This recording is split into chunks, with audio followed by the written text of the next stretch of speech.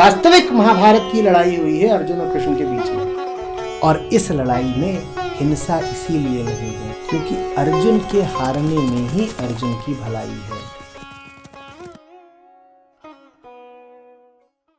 है। सबसे पहले तो हम शुरुआत तो करते हैं मांस खाना, दूध पीना, अंडा खाना।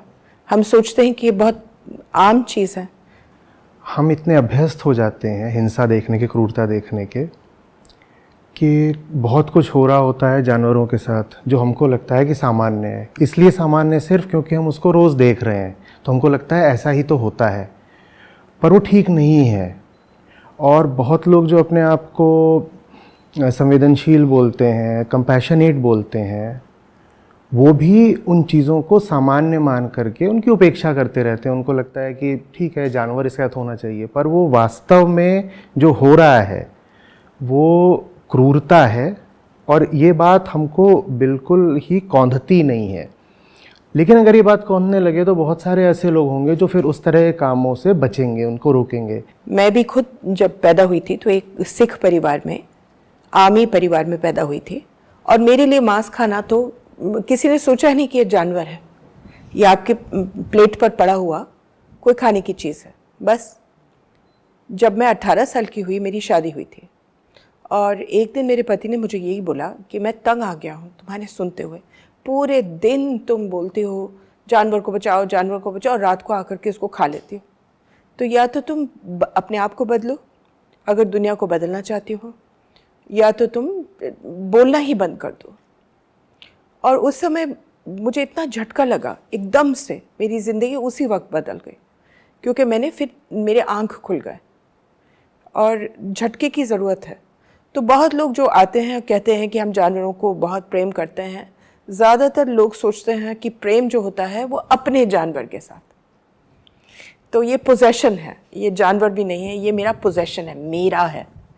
कल किसी इंसान ने मुझे चिट्ठी लिखी, मुझे दिन के 400-500 चिट्ठियाँ मिलती हैं। तो एक ने लिखा कि ये जानवर को किसी ने बहुत पीटा, तो आप इसके बारे में कुछ करिए। तो मैंने फ़ोन उठा कर के, जैसे अक्सर करती हूँ, मैंने फ़ोन उठा कर कहा कि तुमने क्या किया, जानवर तुम्हारे पास है, तुम डॉक्टर के पास ले जाओ, बाकी मैं संभाल लूँगी। तो उसने कहा लेकिन मेरा जानवर नहीं है। मैंने कहा फिर आपका जानवर कौन सा है, आप मुझे बता दीजिए, कौन किसका क्या है।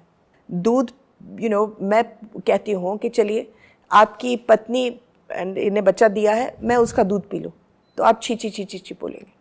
लेकिन और किसी माँ का दूध आप पी रहे हैं, उस पर तो छी छी नहीं बोलेंगे क्या? It's as disgusting to me. तो एक तो हम कोई भी जानवर ले लें, आप एक भी आप ऑडियंस हैं, आप मुझे एक भी नाम दे दें और मैं आपको बताती हूँ कि वो हमसे ज़्यादा वो ज़िंदगी को कैसे बचाता है। Nature could not have made us evolve like this. और कोई जानवर ऐसे इवॉल्व क्यों नहीं हुआ कि वो सब जगह तबाही मचाए। 3 सिंबल्स हैं जो हमको बहुत अच्छे लगते हैं, जिसको हम अपनी प्रगति, विकास वगैरह कहते हैं। एक तो है जो हम शहरों में अपने कंक्रीट जंगल बनाते हैं, उसको देखते हमें बहुत अच्छा लगता है, हमें लगता है कि हमने कोई तरक्की कर ली है, अच्छी हाउसिंग आ रही है। दूसरा, जब हम बहुत फैले हुए विस्तृत हरे भरे खेत देखते हैं और उसमें हरियाली है और जितनी दूर तक देख रहे हैं उतनी दूर तक खेत ही खेत दिखाई दे रहा है। और तीसरा, जब हम किसी, मान लीजिए, एक्सपोर्ट जोन में हैं और वहाँ एक के बाद एक साफ़ सुथरी सजाई हुई हम फैक्ट्रीज़ देख रहे हैं। इनको तीनों को हम देखते हैं बिल्कुल अपने संदर्भ में, अपने पर्सपेक्टिव में। हमको लगता है कि हमने बहुत अच्छा काम कर लिया, लेकिन ये ज़रूरी है कि हम ये समझें कि वो जो हमने कंक्रीट जंगल बनाया अपने रहने के लिए, वो न जाने कितने पशुओं की, पक्षियों की, विशेषकर पक्षियों की लाश पर बन रहा है। एक बार आप अपनी हाउसिंग सोसाइटी बना लेते हो, और ऐसी बहुत सारी जगह हैं जहाँ एक के बाद एक 20 हाउसिंग सोसाइटीज़ होती हैं। वो जगहें पक्षियों के लिए कितनी घातक होती हैं, इस पर हम कभी विचार ही नहीं करते। ये हमारे कौंधता ही नहीं है कि ये एक एक्ट ऑफ क्रूएल्टी है। इसी तरीके से वो जो हमें खेत दिखाई पड़ रहा है, हम उस खेत को तो देख रहे हैं, हम ये नहीं पूछ रहे कि उस खेत से पहले वहाँ पर क्या था, वो खेत कैसे आ गया, क्योंकि खेत तो हमारे लिए आया है। भाई हमें खाना खाना, एक तो तरीका ये है कि आप जानवर को सीधे सीधे मार के खा लो, ठीक है। बाकी लोग अपने आप को शाकाहारी बोलते हैं, जानवर को नहीं खाते, लेकिन वो अन्न तो खाते हैं, वो अन्न उस खेत से आ रहा है। पहली बात तो आपने जंगल काटा, दूसरे आप वहाँ पर जो माइक्रो लाइफ है उस माइक्रो लाइफ को भी मार रहे हो, माइक्रो लाइफ को ही नहीं मार रहे हो, उसमें आप जो कुछ इस्तेमाल कर रहे हो उससे बड़े पक्षी भी मरते हैं। न जाने पक्षियों की कितनी प्रजातियां हैं जो सिर्फ उन चीज़ों के कारण आज खतरे में हैं जो हम अपने खेतों में इस्तेमाल करते हैं। अब उसका असर इंसानों पर ही पड़ता होगा, क्योंकि अगर पक्षी को उससे खतरा है या और जानवरों को खतरा है या रोडेंट्स को खतरा है तो हमें भी होता होगा। तो शाकाहारी भी उतना ही मारता है, उतना ही मारता है, लेकिन शाकाहारी अपने आप को एक मोरल हाई ग्राउंड पर रखता है। ये बहुत ज़रूरी है कि हम में से हर व्यक्ति ये याद रखे कि हम जिस सिविलाइजेशन में जी रहे हैं वो आधारभूत रूप से क्रूर और हिंसक है। आप खेत का खा रहे हो, आप फैक्ट्री का पहन रहे हो या इस्तेमाल कर रहे हो, और आप एक हाई राइज बिल्डिंग में रह रहे हो। ये तीन बातें ही काफ़ी हैं, आप होनी चाहिए कम से कम आपको ये याद दिलाने के लिए कि आप हर तरीके से हिंसक हो।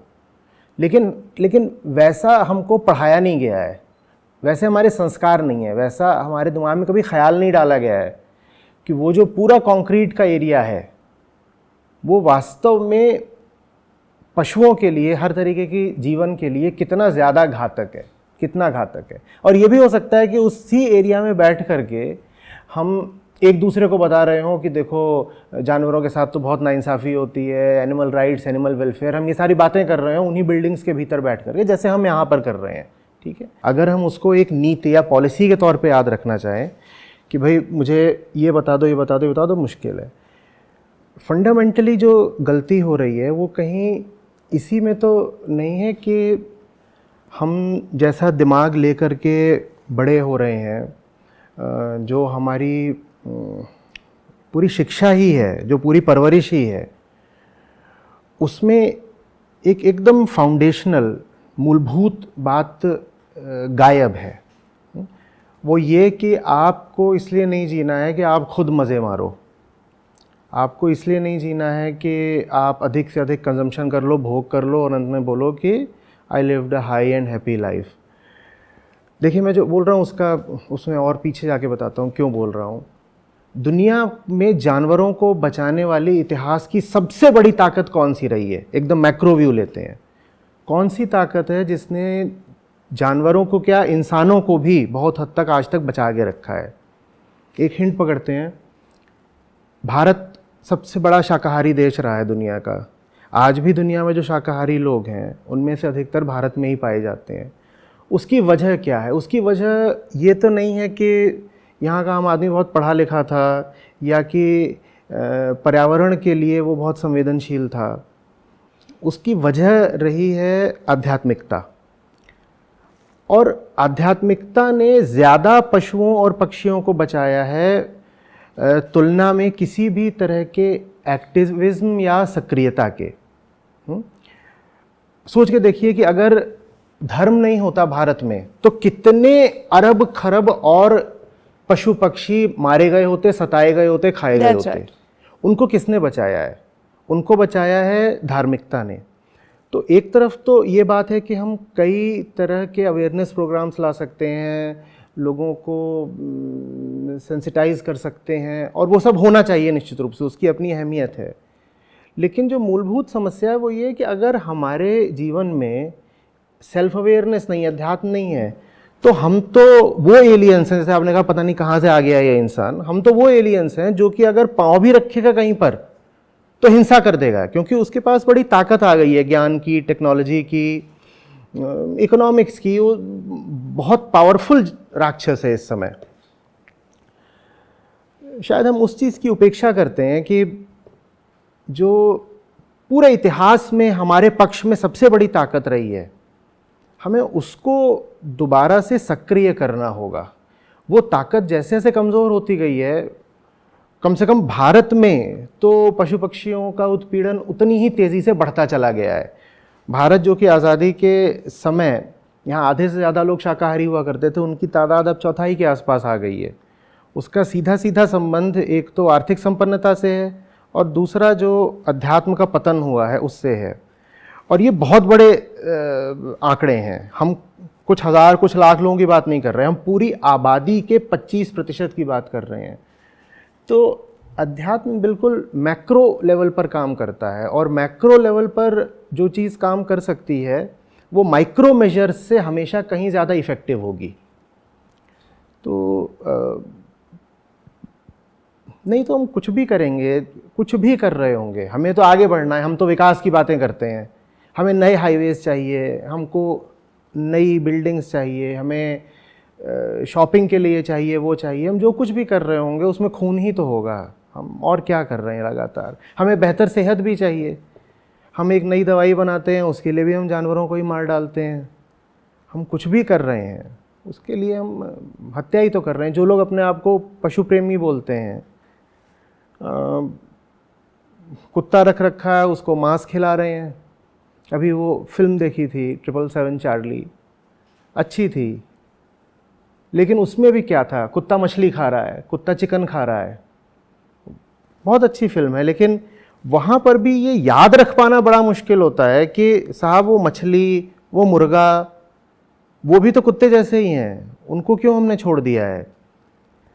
तो जब तक वो एक भीतर सेंटर नहीं चालू होता जो हर सांस की, हर जीव की कद्र करना जाने,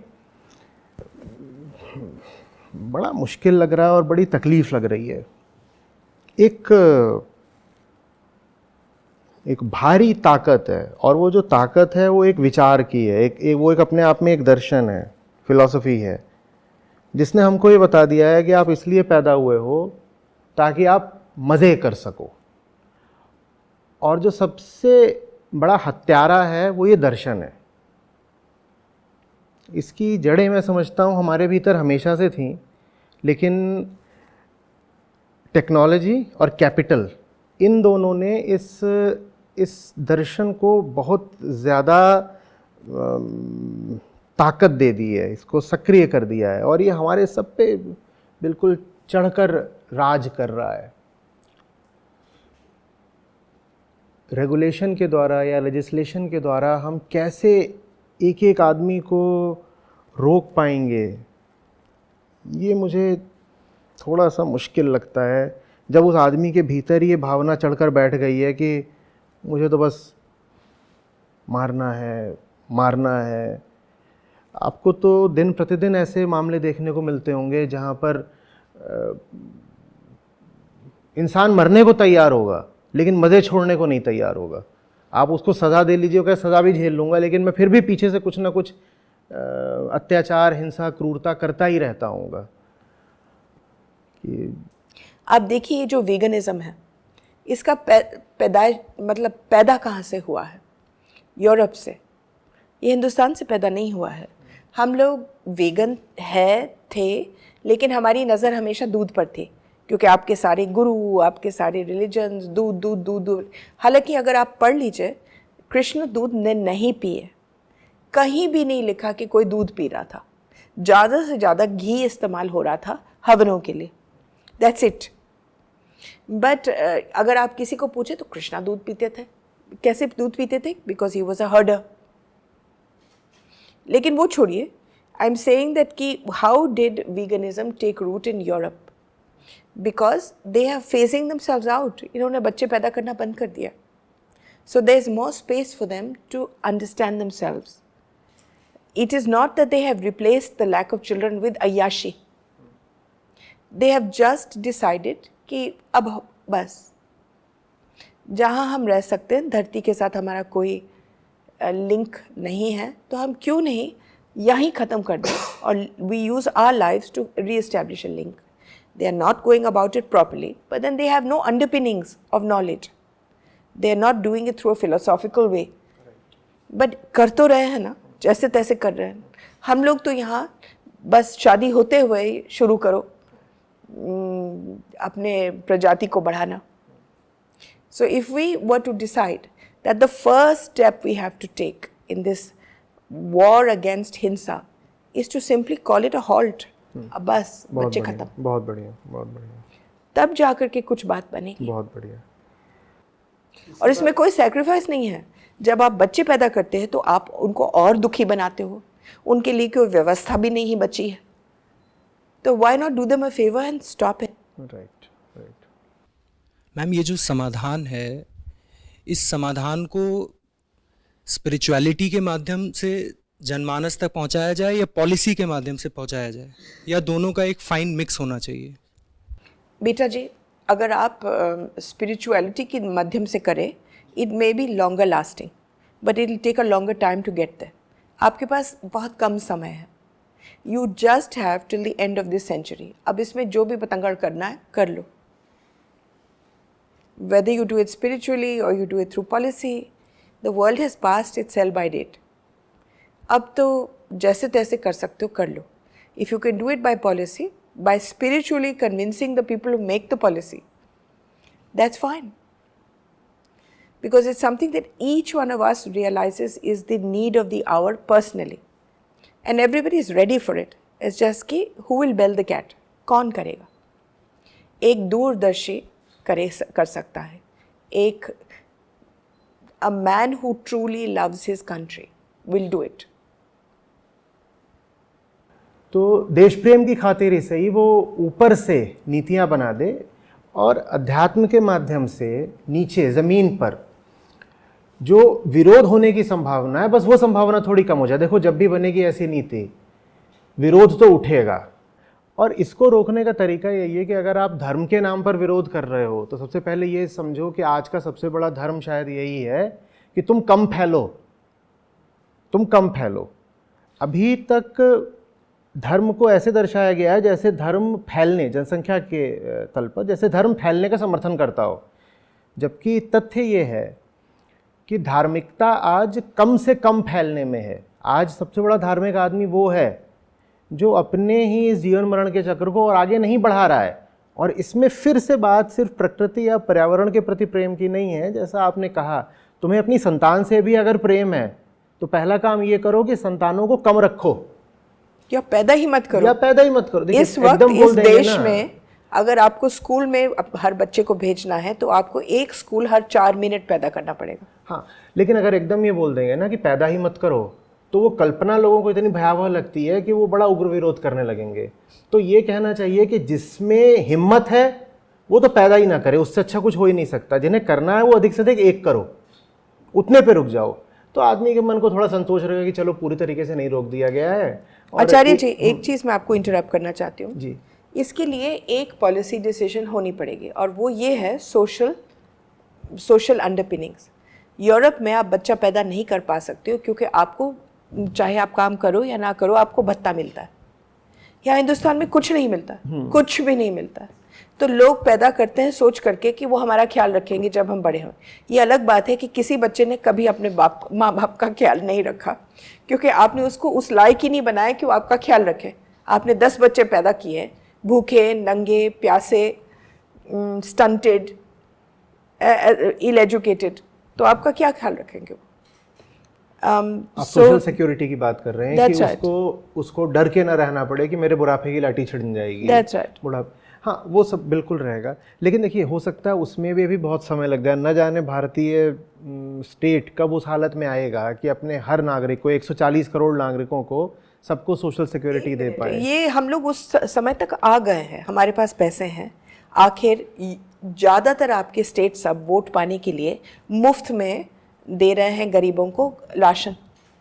तो 1 लाख करोड़ रुपए तो जा रहे हैं केवल राशन में। यही आप मनरेगा को देखिए, वो भी तो मुफ्त में जा रहा है। ये नहीं कि कोई काम कर रहा है उसके लिए, घर में बैठो और पैसे पाओ। तो इससे अच्छा कि आप उसी को ही डाल दें सोशल सिक्योरिटी में। देखिए, जो सब्सिडी प्रति व्यक्ति जाती है मनरेगा के माध्यम से या कि किसानों को चली जाती है बिजली या फर्टिलाइज़र के माध्यम से, उसकी तुलना नहीं की जा सकती है सोशल सिक्योरिटी से। सोशल सिक्योरिटी का मतलब होता है कि वो व्यक्ति अगर बूढ़ा है या फिर बेरोजगार है, जैसा भी है, तो भी मैं उसको इतना दे रहा हूँ कि वो एक सम्मानजनक जीवन जी सके। तो हमारी अर्थव्यवस्था अभी वहाँ नहीं पहुँची है। हो सकता है अगले 10 साल 20 साल में वहाँ पहुँच जाए, लेकिन अगले 10-20 साल में अगर वहाँ पहुँचती भी है तो उस पहुँचने का मतलब ही होगा कि उतने विकास के लिए हमने पर्यावरण का, पशुओं का और ज़्यादा नाश कर दिया है। ये जो विकास का रोड रोलर है, जब उस हालत पर पहुंचेगा जहां हम सबको यूनिवर्सल सोशल सिक्योरिटी दे पाएँ, तो उतने पहुंचने में ही वो और नाश कर चुका होगा। तो वहाँ पहुंचने से पहले अगर ये चीज़ एक तरह से, नहीं, हम कहते हैं कि आपका पैसा अगर आप पैदा करना चाहते हैं, एक और तरीका है सोचने का, बजाय कि और जगह बनाए और घर बनाए और कुछ बनाए, हम लोग शुरू करें एक तो बच्चे पैदा कम करने, तो उसमें स्पिरिचुअल तरीके से तो वैसे भी कम लोग होंगे। दूसरा, बहुत सारी चीज़ें हैं जिसको आप डेवलपमेंट समझते हैं जो हमारा पैसा खा रहे हैं, मतलब जिससे हम जितना बढ़ेंगे आगे उतने ही हमारे पैसे कम होंगे। मिसाल, मांस निर्यात। आप जितने स्लॉटर हाउसेस खोलोगे, जितने आप मांस को जॉर्डन को खिलाओगे, मिडिल ईस्ट को खिलाओगे, यूरोप को खिलाओगे, उतना ही आप गरीब होते जाओगे। अब आपसे ये सवाल पूछेंगे, लेकिन हम कमा भी तो रहे हैं मीट एक्सपोर्ट से। ये झूठ है, बिकॉज आपके सारे मालिक विदेशी हैं, सारे के सारे दुबई बेस्ड हैं, सारा पैसा वहाँ जाता है। दूसरा, आप सरकार ने इसको जीएसटी माफ़ किया है, मांस को, मटर को नहीं, मांस को। आपका एक्सपोर्ट भी माफ़ है, कोई भी टैक्सेस उनको देना नहीं पड़ता है।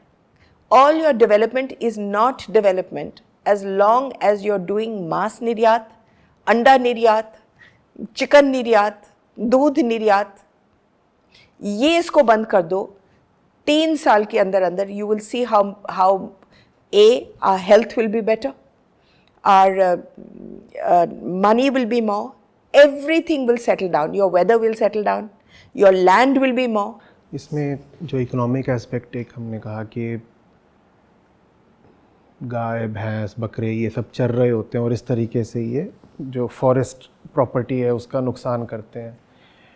उसी में एक जो और डायरेक्ट सॉलिड फैक्ट है वो ये है कि दुनिया भर का जितना भी कल्टिवेटेड एरिया है जिस पर खेती हो रही है वो 70% जानवरों के लिए। वो इसलिए नहीं है कि हम उसमें से सीधे अन्न खाएंगे या कुछ होगा, वो जानवरों के लिए है। हम जंगलों को सीधे सीधे काट रहे हैं क्योंकि हमको वहाँ पर ग्रेन उगाना है और उस 70% उस क्षेत्र का जहाँ पर हम खेती करते हैं इस्तेमाल ही यही है कि वहाँ कटने वाले जानवरों के लिए अन्न उगाया जाता है, ग्रेन उगाए जाते हैं। अब वो पूरा जो जैसे कि मध्य प्रदेश जिसने 70-80% अपने जंगल काट दिए हैं, हाँ, केवल सोयाबीन उगाने के लिए। हाँ, today every 7th kilo of European meat is fed with Indian soybean.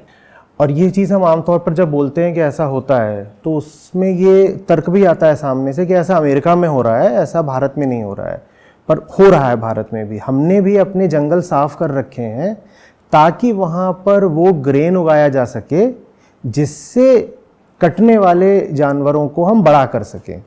और आप जब जानवर को काटते हो और उससे 1 किलो मांस लेते हो तो ये जानी बात है कि उस 1 किलो मांस के लिए आपने उसको पहले 10 किलो ग्रेन और 20-30 किलो पानी उसमें लगाया होता है। तो ये इकोनॉमिकली निश्चित रूप से एक नुकसानदेह लॉस मेकिंग काम है कि आप 1 किलो मांस के लिए इतने सारे उसमें रिसोर्सेज इन्वेस्ट करो। लेकिन ये बात सामने आने नहीं दी जाती है और ये बात उनको भी अपील करेगी जिन पर कोई करुणा का, कंपैशन का या अध्यात्म का तर्क काम नहीं करता है, क्योंकि ये तो सीधे सीधे कोल्ड लॉजिक है। ये तो सबको मानना ही पड़ेगा, सुनना ही पड़ेगा, उनको भी सुनना पड़ेगा जिनके लिए बस एक ही भगवान है, इकोनॉमिक प्रोग्रेस। तो मीट कंजम्पशन इकोनॉमिक प्रोग्रेस के लिए भी कितना घातक है, इस बात की लोगों को खबर लगनी चाहिए। अगली बात, क्लाइमेट चेंज तो हम सब जानते हैं, हम ये भी जानते हैं कि क्लाइमेट चेंज का सबसे बड़ा कि क्लाइमेट चेंज की इकोनॉमिक कॉस्ट्स क्या हैं। नहीं, और क्लाइमेट चेंज का जो सबसे बड़ा प्रॉब्लम है वो कार्बन डाइऑक्साइड नहीं है, हाँ, वो है मीथेन। वो मीथेन है और मीथेन आ रहा है नहीं कटने वाले जानवरों से।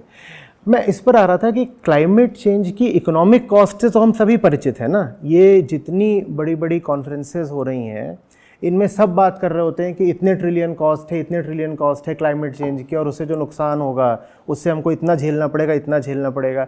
अगर मान लीजिए हम कह देते हैं कि $1 ट्रिलियन कॉस्ट है किसी एक लिमिटेड कॉन्टेक्स्ट में, तो हमें ये भी तो पता होना चाहिए कि क्लाइमेट चेंज का 30 से 40% कारण सिर्फ यही है, एनिमल हस्बेंड्री। तो वो जो 1 ट्रिलियन है उसका 30-40% तो तुम सीधे सीधे जो तुम्हारी मांस खाने की लत है उसके ऊपर डालो ना। हिंदुस्तान ने बहुत खूबसूरती से, हिंदुस्तान, चाइना और ब्राज़ील, ये 3 सबसे ज़्यादा दोषी हैं दुनिया में। और हम क्योंकि 3 बड़े बड़े देश हैं और हम सबसे ज़्यादा खरीदारी भी करते हैं दुनिया से और सबसे ज़्यादा बेचते भी हैं दुनिया से, इसीलिए हम लोगों के धौंस चलती है। इसीलिए हम तीनों ने मिल करके, बिलीव इट और नॉट, सारे इंटरनेशनल कॉन्फ्रेंसेस से हमने मीथेन को एक्सक्लूड कर दिया। हम केवल बटर करते हैं कार्बन डाइऑक्साइड पर। कार्बन डाइऑक्साइड का हमें कुछ लेना देना नहीं। तो फिर हम लोग कह सकते कि हाय हाय हमारी तो गाड़ियाँ भी नहीं हैं, हाय हाय हमारे पास तो घर भी नहीं है, हमारे सारे लोग ब्रेड लाइन पर मर रहे हैं। करा तो आप लोगों ने किया। अब वो भी, because guilt is a wonderful feeling also, it makes you feel good and also enables you to have compensation. That's right. So what happens is the Americans feel guilty, the Europeans feel guilty, और फिर वो कहते हैं अच्छा थोड़ा सा पैसे ले लो और चुप रह जाओ। लेकिन अगर असलियत पर आ जाते तो हम ये अगर बोल देते कि हाँ हमने किया, 3 चीज़ों से मीथेन होती है, राइस, कोल एंड एनिमल्स। ये तीनों चीज़ें में भरपूर हम लोग दोषी हैं, तो हम बंद कर देंगे। लेकिन हम तैयारी नहीं है उसको डिस्कस भी करने, तो हम सब मरेंगे। सोच ये, because we are keeping methane off the table. मैं मिसाल एक बताती हूँ जो हिंदुस्तान अक्सर करता है।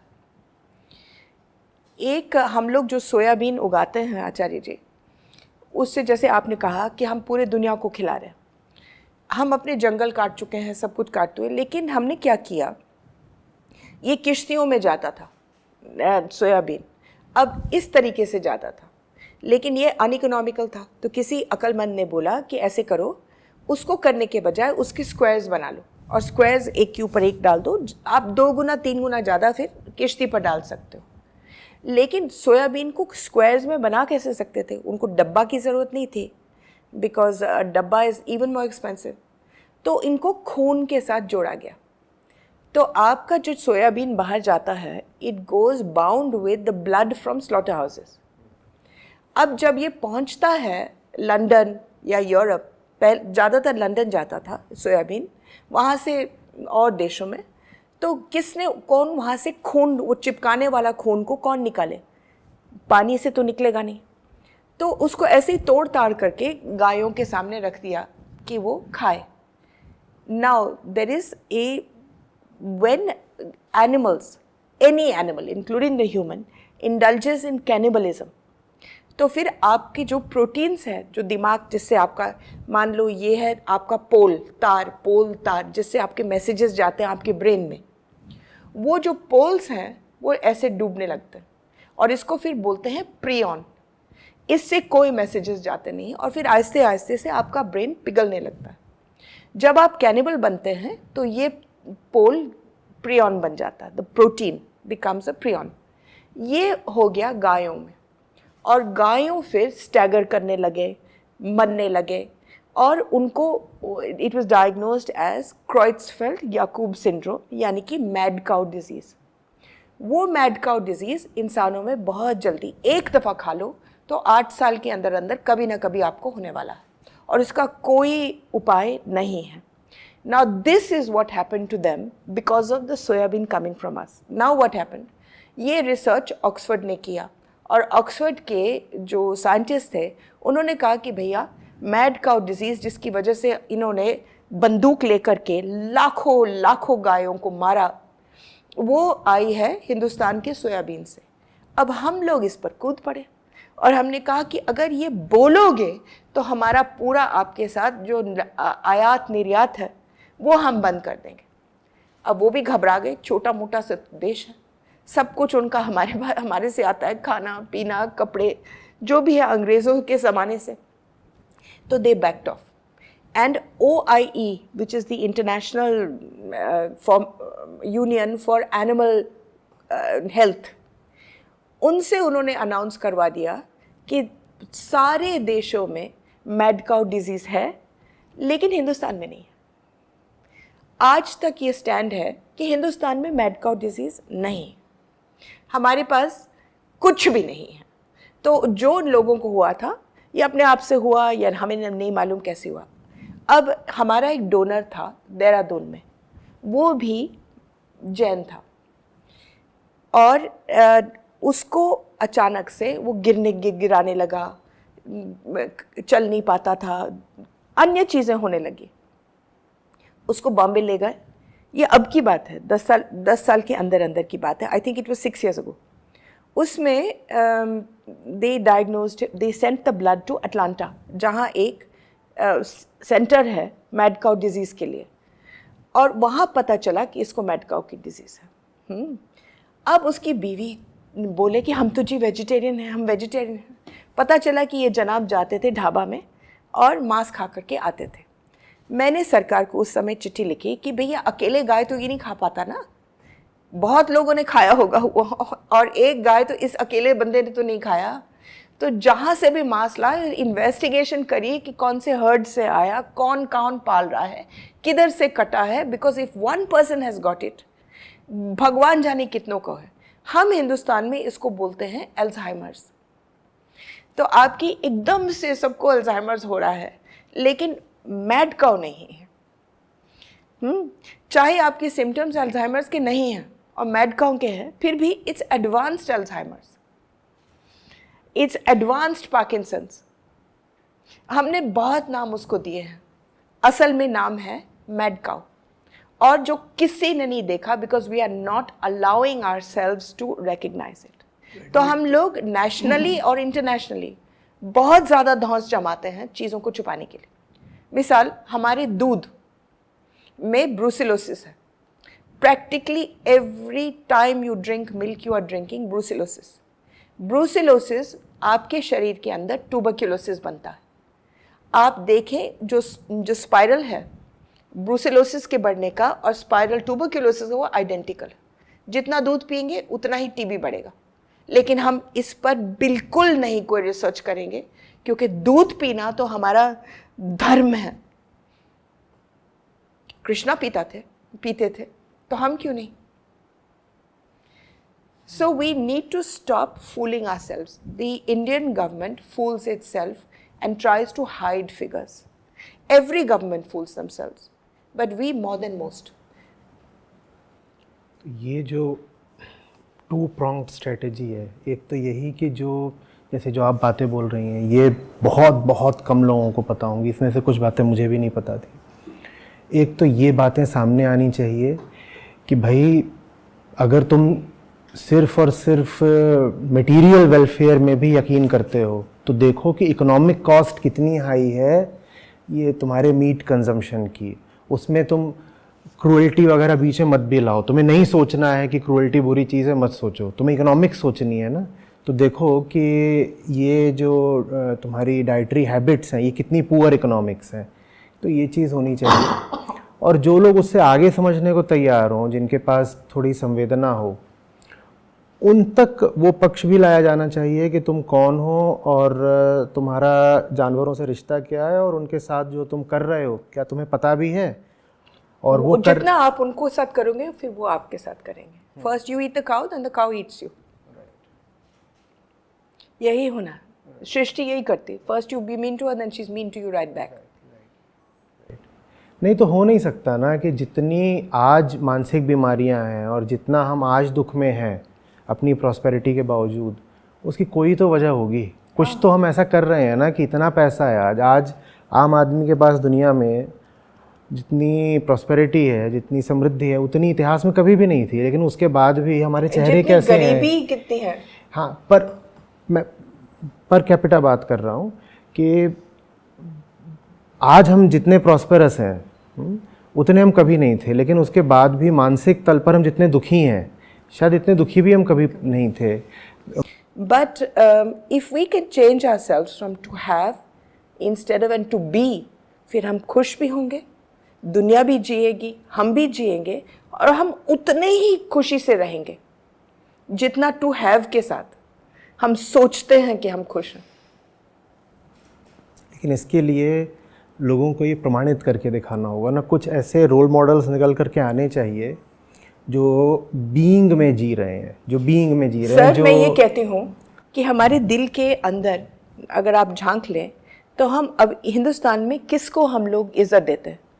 हम कोई अमीर को इज्जत नहीं देते, उसके सामने झुकेंगे। We know that to be is more important than to have. बदल गया ना, जब तक अभी वैसे नहीं, बहुत अभी बदल नहीं। गया, बहुत बदल गया। देखिए, जब तक हम वैसे थे ना कि जब हमारे लिए सड़क पर चलता नंगा साधु जो सबसे बड़ा सेठ होता था, उससे ज़्यादा सम्माननीय था, तब तक हम इतने ज़्यादा हिंसक भी नहीं थे।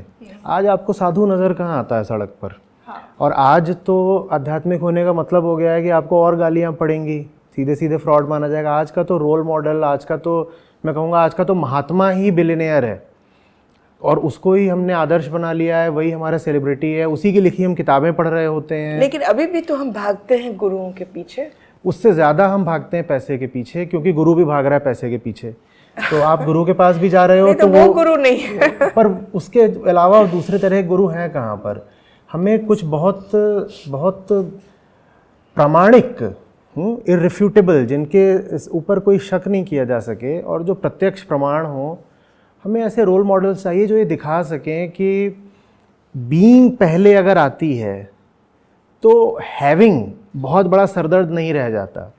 ये एक जीने का तरीका है। ये जब सामने आएगा ना, तो जो हमारी भोग की लिप्सा है कि और चाहिए और चाहिए और चाहिए, और पैसा आया नहीं कि मुझे और एक हार्टलेस और इनसेंसिटिव, क्रूर और ब्लडीड लाइफस्टाइल जीनी है, वो फिर हमारी चीज़ थोड़ी पीछे चली जाएगी। इसमें मैं समझता हूँ नई पीढ़ी का जो अब किरदार होगा वो बड़ा अहम हो जाएगा, क्योंकि इन्हीं के हाथ में सब कुछ है। भारत जवान देश है, इन्हीं की तादाद सबसे ज़्यादा है, और अभी 15-20 साल तक भारत की औसत आयु कम ही होती रहनी है।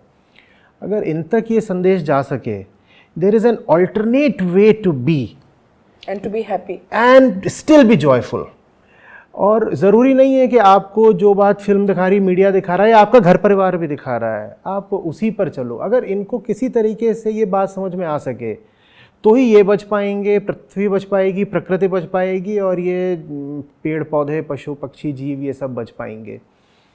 और अगर इनका मन ऐसा बन गया कि साहब हम तो दुनिया में आए हैं हैविंग के लिए, and have what, have pleasure, have fun, have property, have this, have that, have whatever, have children, तो अगर इनका ये मन बन गया तो मुझे नहीं लगता कि कोई उम्मीद है। बहुत ज़रूरी है इनके साथ काम करने की, एक क्रांति ही चाहिए, और वो एक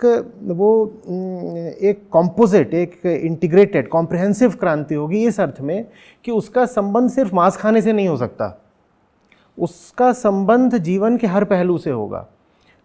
ऐसा हो पाना बड़ा मुश्किल होगा कि एक आदमी ऐसा हो जो हर तरीके से भ्रष्ट है, हर तरीके से उसके विचार बिल्कुल नर्क के हैं, लेकिन उसके बाद भी वो वीगन है। और ऐसे अगर कुछ लोग हुए भी तो पहली बात, वीगनिज्म दूर तक जाएगा नहीं, दूसरी बात, ये लोग वीगनिज्म के लिए बड़े बुरे प्रचारक होंगे।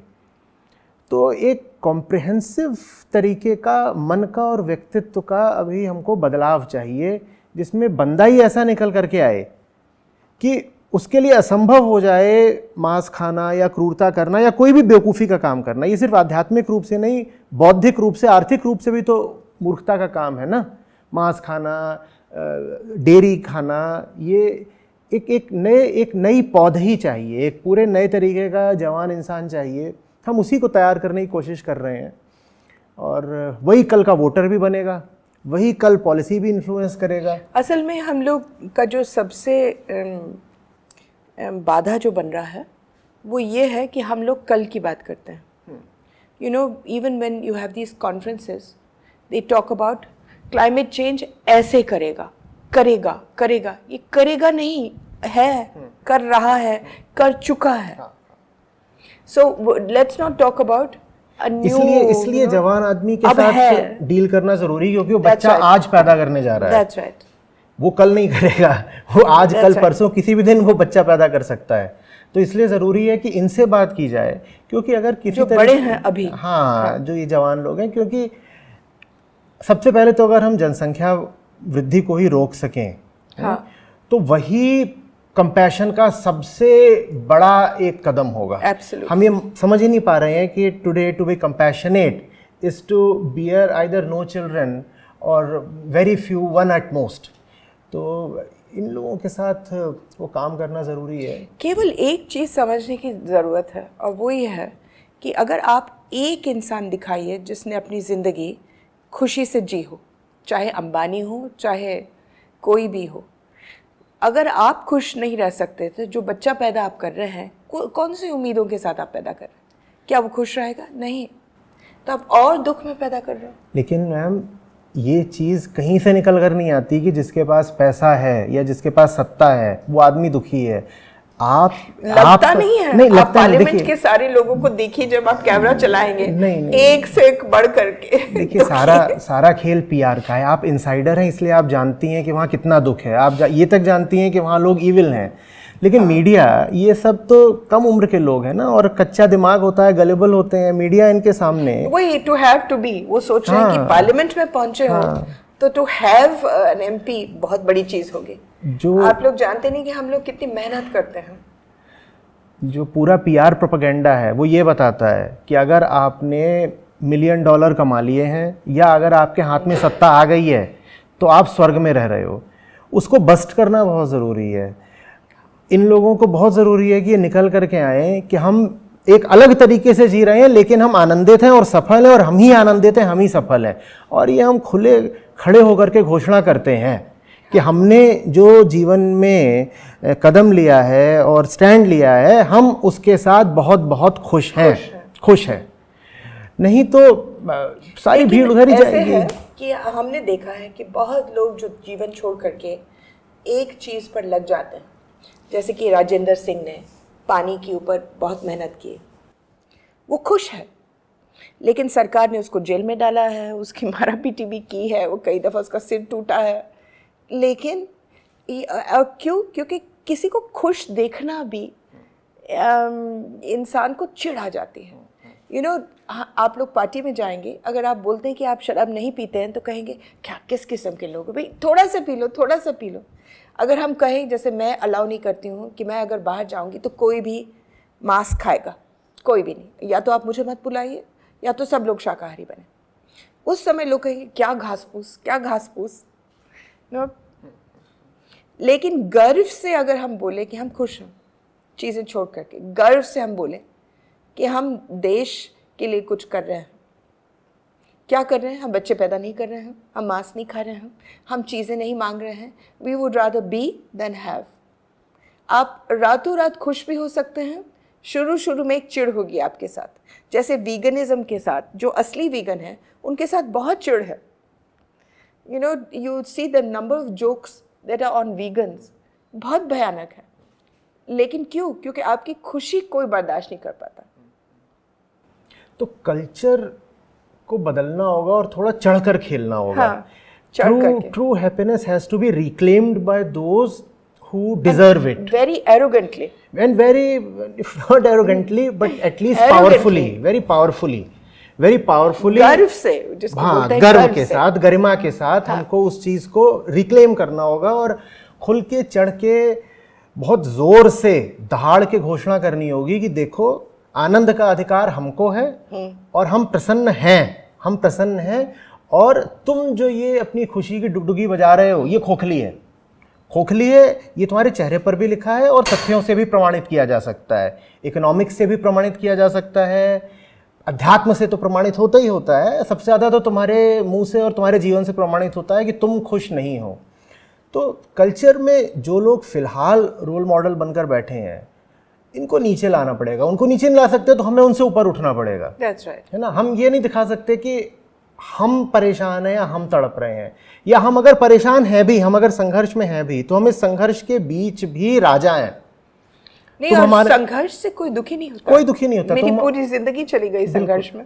आप हमारा सर फोड़ दो, आप हमको जेल में डाल दो, लेकिन हम उसके बीच भी अपनी गरिमा रखे रहेंगे, और हमारी आंखों में जो तेज होगा, जो जॉय होगा, वो तुमको कभी नसीब नहीं होने वाला, क्योंकि तुम जीवन ही गलत जी रहे हो। ये पूरी जो लड़ाई है वो इस वक्त सही और गलत के बीच में है, और एक बड़ी व्यापक लड़ाई चल रही है, कुरुक्षेत्री है ये पूरा। और पशुओं को अगर हमको बचाना है तो उसमें एक तरफ तो नीति संबंधी उपाय हैं और वो चीज़ें जो हमको तुरंत ज़मीन पर करनी है, और दूसरी तरफ जो हमें इंसान का मन ही बदलना है वो करना होगा। नहीं तो क्या होगा ना, वही पेनी वाइज पाउंड फुलिश वाली चीज़ हो जाएगी। मैं कितने ही वीगन्स को जानता हूँ जो 10 साल से वीगन है और पिछले 10 साल में 3 बच्चे पैदा कर दिए हैं। ये कौन सा वीगनिज्म है? नहीं, वो वीगनिज्म बहुत अजीब है, मैं उसके बारे में बहुत लिखती भी हूँ कि it's just an alternative shopping technique. आप कह दो मुझे वीगन लिपस्टिक चाहिए, मुझे वीगन 10 कपड़े और ख़रीदने हैं जो वीगन है, ऑर्गेनिक है, मुझे वीगन हैमबर्गर चाहिए मैकडोनल्ड्स जा कर के, तो ये क्या वीगनिज्म हुआ? This is just a different marketing strategy. आपको लिपस्टिक किस लिए चाहिए? आपको हैमबर्गर किस लिए चाहिए? आपको 10 बच्चे किस लिए चाहिए? आप हर वक्त पूरे दिन अपने आप को वीगन बोलेंगे, लेकिन ढूंढने जाते हैं कि क्या खाएंगे जो वीगन है। क्यों भाई? दाल रोटी खा लो। So it becomes a very खोखला thing, you know, you and now because the market adjusts itself very quickly, सारे कंपनीज का एक वीगन विंग है। मिसाल बॉडी शॉप अपने आप को एक नॉन क्या बोलते हैं, हम जानवरों के ऊपर एक्सपेरिमेंट नहीं करते हैं, हम ये नहीं करते हैं, वो नहीं करते अपने आप को, तो बहुत सारे वीगन वहाँ पहुँच जाते हैं। लेकिन जो मालिक है बॉडी शॉप का वो लॉरियल है, जो सबसे ज़्यादा टेस्टिंग करती है दुनिया में। और ये एक इसका ये छोटा सा जैसे बिल्ली निकालती है कुछ चूहे को ट्रैप करने के लिए, वही चीज़ है। So the idea of veganism is छोड़ो। ये जो त्याग है ना, रिनंसिएशन, या कहिए कि निष्कामता, कि नहीं चाहिए। क्यों नहीं चाहिए? क्योंकि जो असली चीज़ है वो ऐसे मिलने की नहीं, ऐसे नहीं मिलती, इसलिए नहीं चाहिए। ये एक पूरे तरीके से स्पिरिचुअल वैल्यू है और ये भारत में हमेशा रही है। त्याग, असल में कई बार कहा करता हूँ कि अध्यात्म का मतलब ही है कि जो बेकार की चीज़ है, कचड़ा है, नुकसान देगा, उसको छोड़ दो। यही पूरी स्पिरिचुअलिटी, अध्यात्म का और कोई अर्थ ही नहीं होता। क्यों उसको पकड़ करके बैठे हो जो तुम्हें नुकसान देगा? क्यों उसको पकड़ करके बैठे हो जो तुम नहीं हो? एक झूठी पहचान या झूठे विचार, झूठी मान्यताएं, झूठे संबंध, इनको पकड़ करके क्यों बैठे हो? वही जो झूठी चीज़ हम पकड़ करके बैठते हैं अध्यात्म में, उसी को अहंकार बोलते हैं, कि जो तुम्हारा है नहीं पर तुमने उसको बहुत ज़रूरी मान लिया, तुम पकड़ के बैठे हो। त्याग कैसे हो पाएगा अगर स्पिरिचुअल वैल्यूज़ आगे नहीं बढ़ रही हैं? पुराने तरीके से ना आगे बढ़ें, नए तरीके से आगे बढ़ें, आज की भाषा में आगे बढ़ें, आज के उपायों से आगे बढ़ें। लेकिन घूम फिर कर बात यहीं पे आ जाती है कि आप कैसे जो उसका मांस है, उसका स्वाद, या जो अपनी इग्नोरेंस है, इग्नोरेंस में भी तो एक स्वाद होता है ना, एक मज़ा होता है, ब्लिस होती है इग्नोरेंस में भी, आप उसको कैसे त्याग दोगे अगर आपको त्यागने का प्रशिक्षण ही नहीं मिला है? और ये चीज़ बचपन से होनी ज़रूरी है। बचपन में नहीं हुई है तो कम से कम 20-25 साल के जब हो जाओ तभी ये पता चले। वो भी ना हो पाए तो इतना तो हो जाए कि आपके लिए त्याग एक खौफनाक शब्द ना रह जाए। बहुत सारे लोग ऐसे हैं, और जवान पीढ़ी में ख़ास तौर पे, जिनको अगर बोल दिया जाए छोड़ो तो उनको लगता है उनकी ज़िंदगी से ही कुछ घट गया। ज़िंदगी से नहीं, जैसे उनकी हस्ती से ही कुछ छीन लिया गया, वो कम हो गए, वो उनके दिल में सुराख हो गया, क्योंकि कह दिया गया कि त्याग कर दो। जो त्याग नहीं सकता वो तो यही करेगा कि जिधर से भी नोच खसोट सकता है, मार सकता है, किसी का खून पी सकता है, वो ये सब कुछ करेगा। जहाँ कहीं भी उसको लगेगा कि प्लेजर की थोड़ी भी संभावना है, वो वहाँ पर अपना दांत गड़ा ही देगा। We need a different human being. हम हिंसक तो हमेशा से थे, अपने बड़े उसको काव्यात्मक और नाटकीय तरीके से कहा कि इंसान जब पैदा ही हुआ था तभी उससे पूछा गया कि भाई तेरे पास 2 विकल्प हैं, या तो आत्मा की तरह जी सकता है बी, या अहंकार की तरह जी सकता है हैव। लेकिन इतिहास की धारा में तब से लेकर के आज तक ये जो राक्षस रहा है मनुष्य के रूप में, इसके पास उतनी ताकत नहीं रही है, तो ये उतना नाश नहीं कर पाया है जितना आज कर रहा है। भाई पहले भी लोग मांस खाते थे, पर ये तो नहीं कर पाते थे ना कि भारत में काट करके पानी के जहाज़ पर लाद करके वो उसको वियतनाम या ब्राज़ील या यूरोप शिप कर रहे हो। आज आप वो सब कुछ कर सकते हो, इसीलिए आपकी विध्वंस की ताकत अनंत गुना हो गई है। ये इस बंदे को बदलना पड़ेगा। ये बंदा नहीं बदलेगा तो कुछ होगा नहीं। ये बंदा जानवर को खा रहा है, ये अपने आप को खा रहा है। बिल्कुल आपने ठीक कहा कि ये फ्लैश ईटर नहीं है, ये कैनिबल है वास्तव में, ये नरभक्षी है। ये नरभक्षी है, हम खुद को ही खा रहे हैं और हमें पता भी नहीं है। सांप वगैरह कई बार जब पागल हो जाते हैं तो वो अपनी ही पूंछ अपने मुंह में रख करके खाना शुरू कर देते हैं और उसको पता भी नहीं चलता वो खुद को ही खा रहा है। वो अपनी ही पूंछ को अपने पेट में डालता रहता है और उसको उसमें स्वाद आ रहा होता है और फिर वो मर जाता है थोड़ी देर में। हम वैसे हो गए हैं, हम जानवर ही नहीं हो गए हैं, हम पागल जानवर हो गए हैं। तो वो एक टोटल ट्रांसफॉर्मेशन लाने की बहुत बहुत सख्त ज़रूरत है और वो तभी होगा जब जो लोग जान रहे हैं, समझ रहे हैं, वो डर छोड़ें, घबराना छोड़ें, शर्म छोड़ें और बहुत बुलंद तरीके से खड़े हो जाएं। बहुत शर्म किस बात की? जो आदमी पीता है या मांस खाता है उसको शर्माना चाहिए, हमें शर्माना चाहिए। कोई चीज़ छोड़ने से क्या शर्म हुई?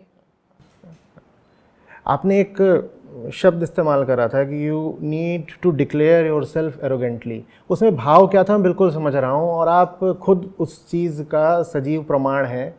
तुम जो हो उसको अभिव्यक्त करो ना। किसी को बुरा लगता है तो लगे, कोई कोर्ट केस करता है तो करे।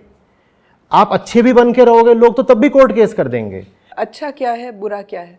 प्रमाण तो केवल इतना है, how much suffering do you cause, that's it. If you do not cause, if you minimize the suffering you cause on the earth, आप अच्छे हैं कंपैरेटिवली। अच्छा तो कोई हो नहीं सकता। तो आप प्रमाणों का के ऊपर जाइए ना। दूसरा ये है कि आपके नापदंड क्या है, कौन अच्छा है। जो अच्छा वो है जो आपसे मिठास से बोले और मिठास से बोलने के बाद आपको आपकी पूरी दुनिया तबाह कर दे। क्या वो अच्छा है? या वो बुरा है या वो अच्छा है जो आपको साफ साफ बात करे या ना भी बात करे लेकिन आपकी रक्षा करे और हर तरीके से अपनी जीवन को आगे करके निछावर करके तब जा कर के अच्छाई करे। जो अपने हर होप्स एंड ड्रीम्स को क्रश करके एक ऐसे पाथ पर चले जिसमें से सबकी भला है। कौन अच्छा है? हमको अपने तुलने के भी तरीके मापदंड बदलने पड़ेंगे। That is what is good and what is bad. सब कुछ वहीं से शुरू होता है। Respect and goodness, respect for all of life. And secondly, what is goodness? Who is good and who is bad? Is there good and bad? Who is comparatively better? Who is not? कौन है धरती का दुश्मन? धरती का बोझ, as I call them, and who is not? That is all you have to evaluate people. Don't evaluate people by saying वो अच्छे बोलते हैं, वो भाषण अच्छा देते हैं, वो नौटंकी अच्छा करते हैं। कॉन्फिडेंस बहुत है। बुरे लोगों में कॉन्फिडेंस ज़्यादा है। हाँ, बिकॉज जो अच्छा होता है वो पूरे दिन अपने आप को टटोलता है। क्या मैंने ये ठीक किया, नहीं ठीक किया, मुझे ऐसे करना चाहिए और था। कुछ ना कुछ उसको गलत मिलता है हमेशा। तो हमेशा। वो अपने आत्मसंदेह में रहता है और अपनी एक विनम्रता में रहता है, उसमें एक ह्यूमिलिटी होती है। और जो ये बेवकूफ़ आदमी है, इग्नोरेंट है, इसीलिए वायलेंट है, इसमें कूट कूट के कॉन्फिडेंस भरा होता है, कूट के, और एकदम ये छाती तान के खड़ा हो जाता है। और जो अच्छा आदमी है वो दब जाता है। अभी समय आ गया है कि जो अच्छा आदमी है वो अपने आत्मसंदेह को साथ रख के भी, अपनी विनम्रता को साथ रख के भी एक मिशन के कारण अपने आप को डिक्लेयर करे।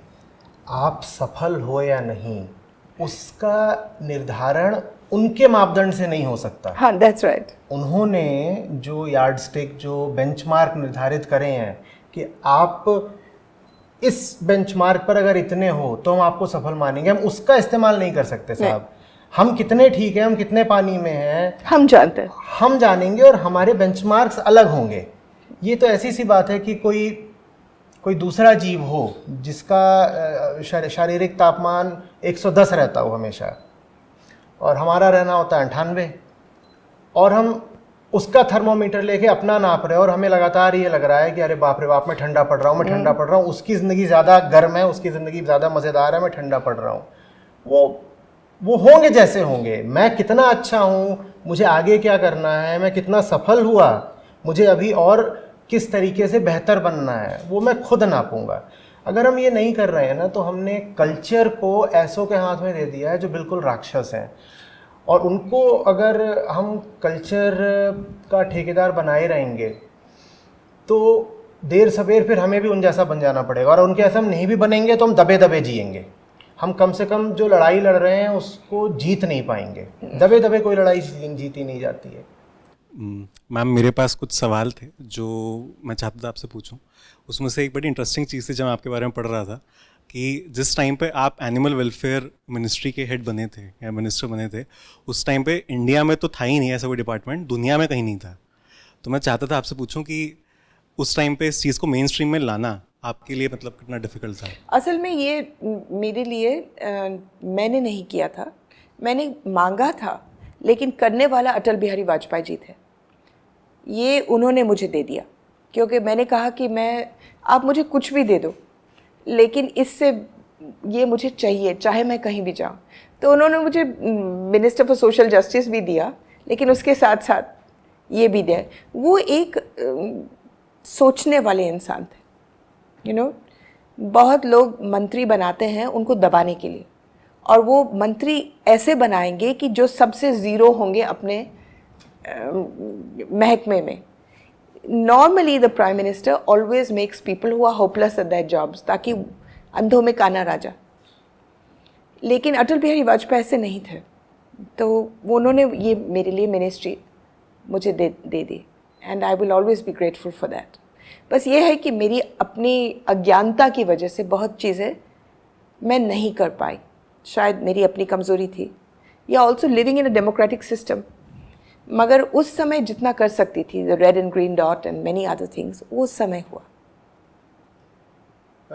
लेकिन अब तो वो मंत्रालय नहीं है, वो ख़त्म हो गया। वो आते ही अगले कदम उन्होंने पहले जोड़ दिया इन्वायरमेंट के साथ, फिर उसके साथ जोड़ दिया अब एनिमल हस्बेंड्री में है। तो एक तरफ से आप उसको हेलो हेलो बोले और दूसरी तरफ से उसको काटो, उसी मंत्रालय करती है। एक प्रश्न आचार्य जी आपके लिए था, जैसे जो हमारे धार्मिक ग्रंथ हैं, जो धर्म जिसको हम बोलते हैं, उसमें भी किसी फॉर्म का वीगनिज्म हम देख सकते हैं, आइडेंटिफाई कर सकते हैं क्या? देखो, विशुद्ध अध्यात्म को कोई ज़रूरत ही नहीं पड़ती है कुछ भी बोलने की कि क्या खाओ और क्या ना खाओ, क्योंकि ये बात इतनी स्पष्ट है, इतनी जाहिर है कि इसमें वो बोले भी क्या। तुम वेदांत अगर लोगे तो उसमें तुम्हें शायद ही कोई श्लोक मिले, है ही नहीं, जो तुमको ये बता रहा होगा कि मांस खाना बुरा है या पशु से किसी तरह का भोज्य पदार्थ बनाना बुरा है। वेदांत इस तरह कोई बात नहीं करता। क्यों नहीं करता?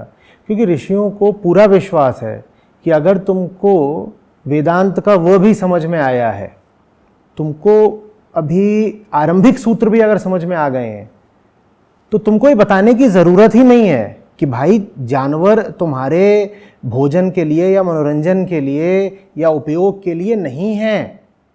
ठीक है, तो ये अगर पूछोगे कि कहाँ लिखा है, क्या लिखा है, तो ये बात भी बहुत मायने नहीं रखती कि पशुओं के बारे में आप मुझे बताइए, अगर तुम ऐसा प्रश्न करो, आप मुझे बताइए कि कौन सी विशिष्ट श्लोक संख्या है किस ग्रंथ में, मैं वो बता भी सकता हूँ, लेकिन वो भी बहुत मायने नहीं रखती, क्योंकि पूरे अध्यात्म का जो मर्म है, जो गर्भ है, जहाँ से सब कुछ निकलता है, वेदांत है।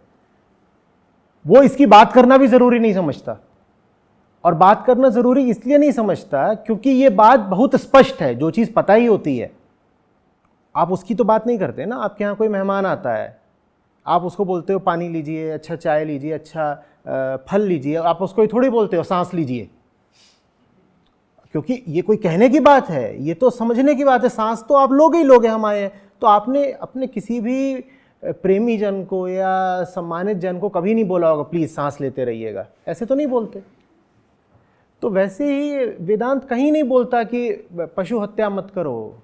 ठीक है, अभी अगर स्थिति ये है कि दुनिया के 99% लोगों को ये समझाने की ज़रूरत है कि साहब ये गलत काम है, मत करो मत करो। क्यों मत करो? इससे क्लाइमेट चेंज होता है, इससे इकोनॉमिक लॉस होता है, इससे बायोडाइवर्सिटी लॉस होता है, ये इसमें क्रूएलिटी है, इसमें ये है वो है। 50 तरीके के तर्क देने पड़ते हैं ना हम लोगों को। हम लोग रोज़ यही तो कर रहे हैं। इतने तर्कों से लोगों को समझाना पड़ता है। इतने तर्कों से अगर लोगों को समझाना पड़ रहा है, इसका मतलब यही है कि वो अध्यात्म के तल पर बिल्कुल शून्य है। थोड़ा भी अगर आते होते तो उन्हें कुछ आगे की बात समझानी पड़ती, उन्हें ये बिल्कुल आरंभिक बात नहीं समझानी पड़ती। ये बिल्कुल आरंभिक बात है, ये ककहरा है, ये ABCD है।